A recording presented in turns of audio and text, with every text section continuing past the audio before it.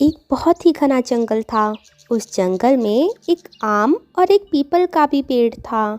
एक बार मधुमक्खी का झुंड उस जंगल में रहने आया, लेकिन उन मधुमक्खियों के झुंड को रहने के लिए एक घना पेड़ चाहिए था। रानी मधुमक्खी की नज़र एक पीपल के पेड़ पर पड़ी, तो रानी मधुमक्खी ने पीपल के पेड़ से कहा, हे पीपल भाई, क्या मैं आपके इस घने पेड़ की एक शाखा पर अपने परिवार का छत्ता बना लूं?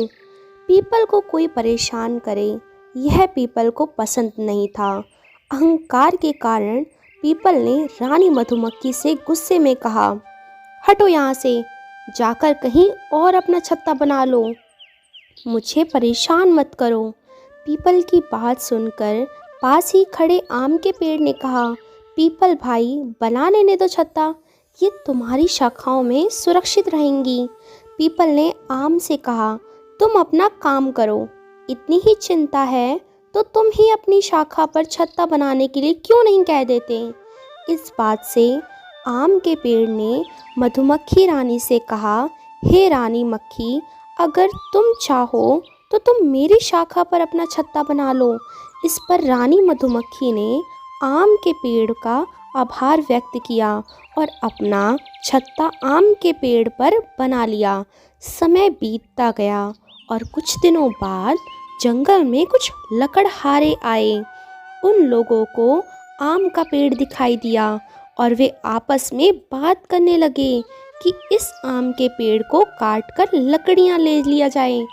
वे लोग अपने औजार लेकर आम के पेड़ को काटने चले। तभी एक व्यक्ति ने ऊपर की ओर देखा, तो उसने दूसरे से कहा, नहीं, इसे मत काटो, इस पेड़ पर तो मधुमक्खियों का छत्ता है, कहीं ये उड़ गई तो हमारा बचना मुश्किल हो जाएगा।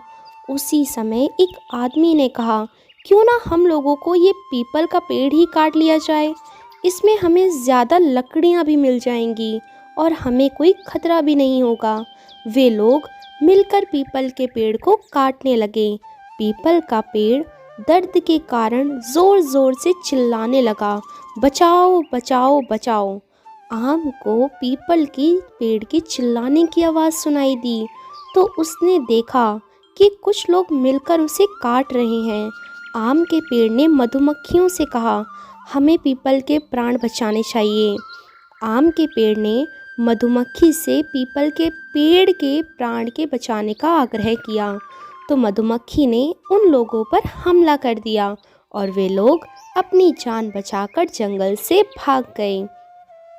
पीपल के पेड़ ने मधुमक्खियों को धन्यवाद किया और अपने आचरण के लिए क्षमा मांगी।